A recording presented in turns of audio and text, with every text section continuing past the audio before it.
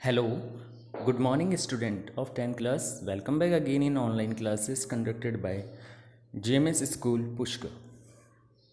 Last video lecture में हमने last topic relation between 1 kWh and joule complete कर लिया था। मतलब kWh एक एसआई यूनिट होती है किसकी, एनर्जी की, और जूल भी एक एसआई यूनिट होती है। ये कॉमन यूनिट होती है जूल। जूल जो है तीन क्वांटिटीज़ की एक ही यूनिट है बच्चों, याद रखना है। हीट की भी जूल होती है SI unit, heat energy, heat energy and work, इन तीनों की कंबाइंडली एक कॉमन एसआई यूनिट होती है जिसे हम जूल कहते हैं। ठीक है, तो यहाँ पर हम इलेक्ट्रिकल एनर्जी पढ़ रहे हैं और इलेक्ट्रिकल एनर्जी की एसआई यूनिट KWH होती है, किलो वाट आवर। ठीक है, और यहाँ पे आपको बच्चों में एक बात नोट कराना भूल गया था लास्ट में, आप यहाँ पर नोट कर लीजिएगा कि 1 kWh, sorry 1 kWh is equal to 1 unit. ये याद रखना बच्चों कि 1 kWh जो होता है वो 1 यूनिट के बराबर होता है। ठीक है, हमारे घरों में जो इलेक्ट्रिसिटी का बिल आता है वो यूनिट्स में आता है ना, जैसे 250 यूनिट, 260 यूनिट, इस तरह से, और पर यूनिट चार्ज के अकॉर्डिंग उसका बिल हम पे करते हैं। तो जैसे ये जो यूनिट है ना, ये KWH के इक्वल होती है। ठीक है, आज हम स्टार्ट करेंगे magnetic effect of current.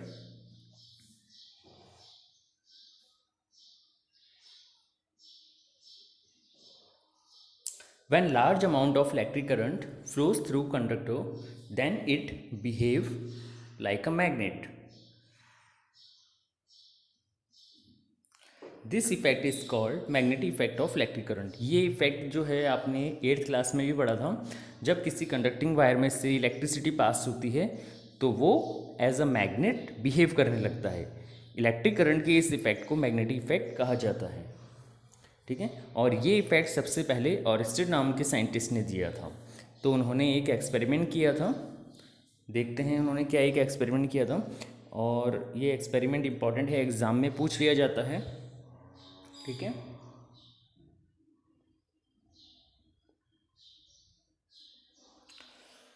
ऑरिस्टेड experiment of magnetic effect of current. In 1820, Oersted performed an experiment in which he observed the deflection in magnetic needle which placed near the conducting wire when electric current passing through it. तो उन्होंने क्या experiment किया, उन्होंने देखा कि एक conducting wire है जिसमें से कंटिन्यूसली इलेक्ट्रिसिटी पास हो रही है और उसके पास में एक मैग्नेटिक निडल रखी हुई थी। ठीक है, तो उन्होंने देखा कि जो मैग्नेटिक कंपास वहाँ पे रखा हुआ था तो उसकी जो निडल होती है वो कंटिन्यूसली डिफ्लेक्ट हो रही थी। ठीक है ना, मूवमेंट कर रही थी। तो उन्होंने देखा कि जब किसी कंडक्टिंग वायर में से इलेक्ट्रिसिटी पास होती है तो उसके चारों ओर एक मैग्नेटिक फील्ड प्रोड्यूस होता है। उस मैग्नेटिक फील्ड के प्रोड्यूस होने की वजह से पास में रखी हुई मैग्नेटिक कंपास की निडल भी डिफ्लेक्ट होती है। ठीक है, तो उन्होंने इससे ये कॉन्क्लूज़न निकाला कि जब किसी कंडक्टिंग वायर में से इलेक्ट्रिसिटी पास करते हैं तो वो मैग्नेटिक फील्ड प्रोड्यूस करती है। ठीक है, तो इसे एक एक्सपेरिमेंट के थ्रू उन्होंने समझाया, वो हम एक्सपेरिमेंट अब करेंगे।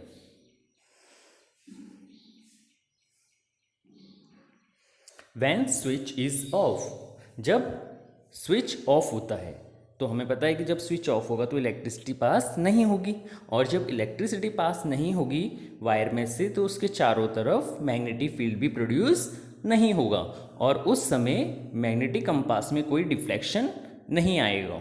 ठीक है, तो यही चीज़ उन्होंने ऑब्जर्व करी। When current is not allowed through conducting wire PQ, उन्होंने कंडक्टिंग वायर को एक नाम दे दिया PQ। ठीक है, then there is no any deflection is produce in the magnetic needle.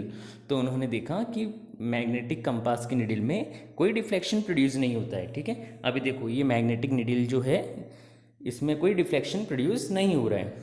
ठीक है, क्योंकि अभी स्विच ऑफ है। यहाँ पे आप देख रहे हैं ये सिंबल, ये स्विच का सिंबल है बच्चों।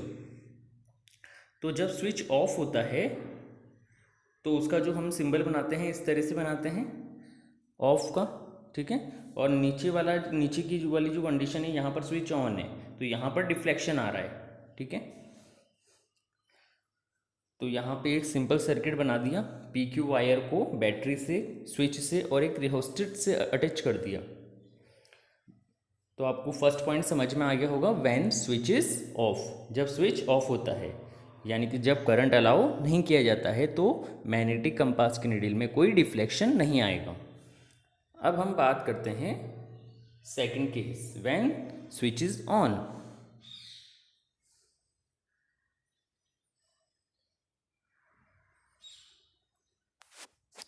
When current is allowed through conducting wire, then there is deflection is produced in the magnetic needle। जब हम वायर में से इलेक्ट्रिक करंट प्रोड्यूस करते हैं, जब स्विच ऑन करते हैं, ठीक है, तो करंट प्रोड्यूस होगा और उस करंट के प्रोड्यूस होने की वजह से इस मैग्नेटिक वायर के चारों तरफ भी मैग्नेटिक फील्ड प्रोड्यूस होता है, ठीक है। क्या होता है? मैग्नेटिक फील्ड प्रोड्यूस होता है। उस मैग्नेटिक फील्ड के प्रोड्यूस होने की वजह से ये जो मैग्नेटिक कंपास है इसमें डिफ्लेक्शन आता है, ठीक है। थर्ड केस उन्होंने देखा, अगर करंट की डायरेक्शन को चेंज कर दिया जाए, ठीक है, when direction of current is change. Direction of current कैसे चेंज होगी? देखो, जब यहाँ पे करंट बैटरी के पॉजिटिव टर्मिनल से नेगेटिव टर्मिनल की तरफ फ्लो हो रहा है, ठीक है, तो अगर मैं यहाँ पे इसके टर्मिनल चेंज कर दूँ, यहाँ पे टर्मिनल चेंज हो गया तो अब करंट की डायरेक्शन कैसे होगी? पॉजिटिव टू नेगेटिव, है ना। अब करंट की डायरेक्शन यहाँ पे चेंज हो गई तो यहाँ पे डिफ्लेक्शन जो है वो भी चेंज हो जाएगा, ठीक है। When direction of current is change then deflection in magnetic needle is also change. तो जब करंट की डायरेक्शन को चेंज किया जाता है तो मैग्नेटिक कंपास में जो मैग्नेटिक नीडल होती है उसकी डिफ्लेक्शन भी चेंज हो जाती है। तो इससे क्या कॉन्क्लूजन निकला? This experiment shows that the magnetic field is produced around the conducting wire, कि जब किसी कंडक्टिंग वायर में से इलेक्ट्रिसिटी फ्लो कराई जाती है तो उसके चारों तरफ मैग्नेटिक फील्ड प्रोड्यूस हो जाता है। अब ये जो मैग्नेटिक फील्ड है दो फैक्टर पे डिपेंड करता है बच्चों, ठीक है। देख कौन कौन से? Deflection of magnetic needle depend on electric current.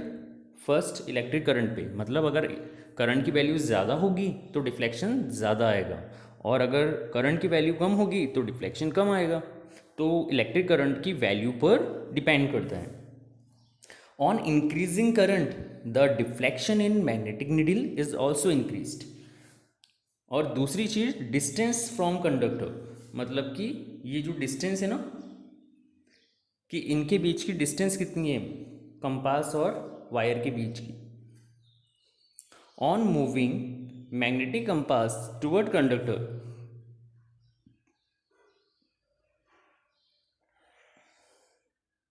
Deflection in magnetic needle is also change, ठीक है। मतलब मैग्नेटिक कंपास को जब हम